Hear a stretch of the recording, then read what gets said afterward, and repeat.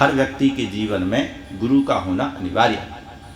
लेकिन गुरु ना हो तो उसके दुष्परिणाम क्या आते हैं? आखिरकार ये सुख हमारे जीवन में आता कैसे है? जब कोई बच्चा परीक्षा में अच्छे अंक प्राप्त करता है तो बच्चा बड़ा प्रसन्न होता है, माता पिता खुश होते हैं, परिवार के लोग खुश होते हैं, सबको सुख की अनुभूति होती है। जब कोई पढ़ लिख कर कोई नौकरी या किसी व्यवसाय में तरक्की हासिल करता है तो जीवन में सुख का आगमन होता है।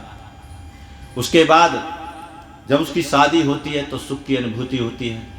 जब एक लड़का और लड़की पहली बार माता पिता बनने का एहसास उन्हें होता है तो सुख की प्राप्ति होती है।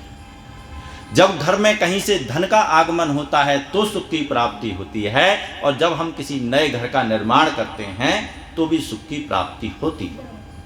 लेकिन जब ये जीवन में सुख आता है तो ये सुख कभी अकेले नहीं आता।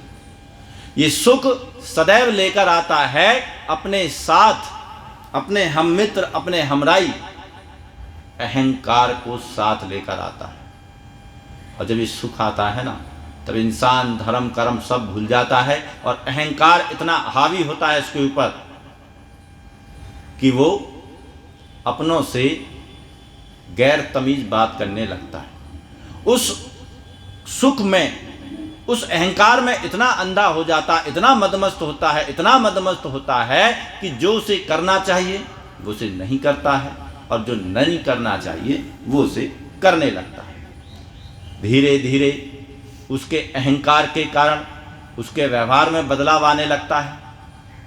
वो अकड़ के बात करने लगता है, हर बात में अपनी बात बढ़ाकर कहता है, मैं इतना बड़ा, मैं इतना अच्छा, मैं इतना श्रेष्ठ, मेरा इतना बड़ा घर, मेरी इतनी नौकरी, मेरा इतने पास धन। ऐसी भिन्न भिन्न प्रकार की बातें अपने जीवन में वो करने लगता है, जिसके कारण उसके अपने जो परिवार के लोग होते हैं वो धीरे धीरे उससे दूर होने लगते हैं। माता पिता दूर होने लगते हैं, भाई बहन दूर होने लगते हैं, परिवार के सदस्य, मित्र, रिश्तेदार, उन सबसे दूरी बनने लगती है। और उसके पास किन लोगों का आना जाने रहता है?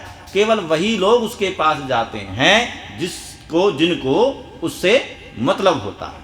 केवल मतलब निकला, उसके बाद अपने अपने काम पर केवल वही लोग आते हैं।